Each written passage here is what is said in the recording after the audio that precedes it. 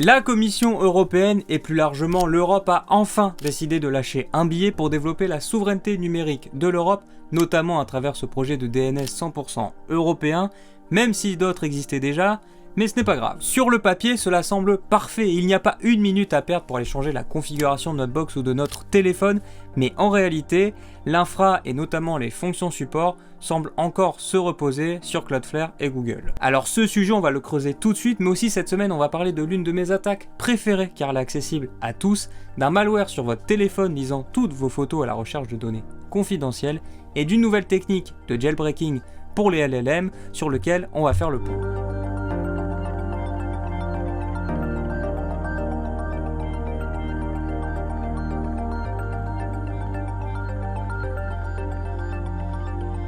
Un DNS 100% européen vient de sortir et en fait non, ça serait beaucoup trop beau. Déjà, si on remet un peu l'église au centre du village, ce n'est pas la première fois qu'un projet de DNS 100% européen voit le jour. Il y a même des projets créés par des Français qui sont super et qui fonctionnent très bien, qui existent, et c'est super important car aujourd'hui 95% des appareils sont configurés avec les DNS de Google ou de Cloudflare 100% américains. Pourquoi la Commission européenne et l'Europe en général veut donc un DNS 100% souverain, 100% européen?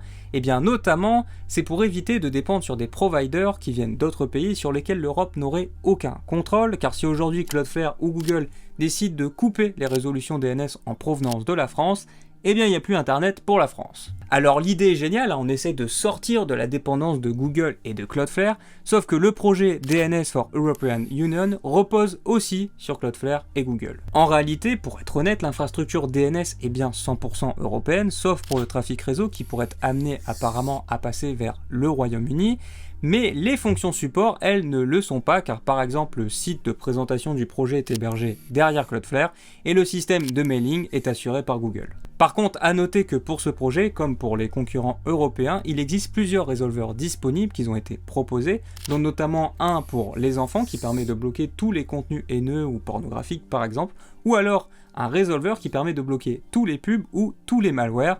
Alors maintenant, c'est à vous de faire votre choix, de changer votre configuration ou pas.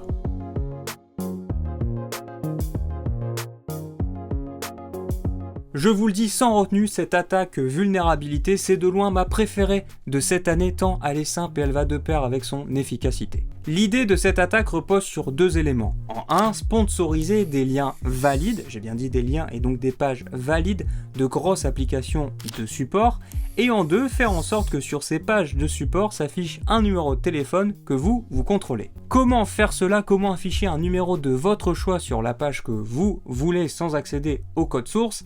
Et bien pour cela, pas besoin d'une vulnérabilité ultra compliquée, mais de tirer profit des barres de recherche ultra présentes sur ce genre de page. Et oui, car ces barres de recherche, souvent, fonctionnent avec une variable dans l'URL et il vous suffit alors de modifier le contenu de cette variable pour voir afficher la phrase de votre choix dans la barre de recherche. Il suffit alors de mettre par exemple appelez vite ce numéro pour obtenir le service client, numéro que vous contrôlez, et de sponsoriser ce lien très précisément sur les services de Google par exemple. Lorsqu'un utilisateur arrivera sur le site en cliquant sur le lien sponsorisé, votre texte sera affiché dans la barre de recherche et un utilisateur pas très habile pourrait confondre ce qui est affiché dans la barre de recherche avec le vrai support client.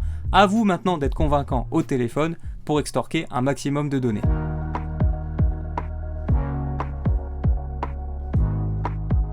Même sur Google Play et sur l'App Store, il existe des malwares au nom super mignon qui regardent toutes vos photos à la recherche de données confidentielles. Sparkitty est donc la nouvelle trouvaille de Kaspersky et le malware se diffuse en se faisant passer pour des fausses applications, majoritairement TikTok pour être honnête, et fait rare, l'application fonctionne réellement. Et deuxième chose, le malware est quand même plutôt bien évolué. Déjà, pour réussir à bypasser les mécanismes de protection de Google Play et de l'App Store, le malware se fait passer pour une librairie réseau permettant de faciliter la communication entre l'application et le serveur par exemple, en gros l'équivalent de Fetch en JavaScript mais pour mobile, et pour Apple, le malware utilise habilement les programmes de développeurs et les programmes entreprises qui permettent de publier des applications sans passer par tout le processus de vérification de Apple et de rendre disponible donc l'application vérolée à un maximum d'utilisateurs. Mais que fait le malware? Et bien tout simplement il regarde toutes vos photos à la recherche de données confidentielles comme par exemple une clé de crypto que vous auriez pris en capture d'écran. Le malware fait ensuite de l'OCR pour envoyer l'information au serveur contrôlé par l'attaquant. Comme d'habitude, n'installez pas n'importe quoi, essayez de rester un maximum sur les applications officielles et faites très attention aux permissions que vous accordez aux applications.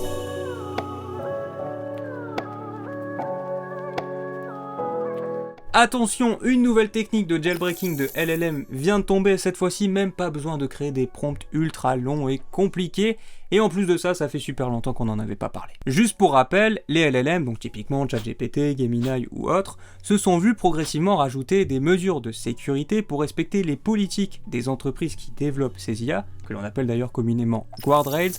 En gros, progressivement, on a ajouté des mesures de sécurité pour éviter que ces IA génèrent du contenu haineux ou autre par exemple, volontairement ou pas. Et l'idée du jailbreaking, c'est de bypasser ces contrôles pour récupérer l'accès à un LLM prêt à tout pour nous. D'habitude, pour faire du jailbreaking, il faut faire des prompts ultra longs compliqués et c'est super fastidieux à faire, mais avec l'attaque Echo Chamber, on tire profit d'une autre idée, la contextualisation. Pour simplifier, l'idée va être de dissimuler notre objectif à travers toute la conversation.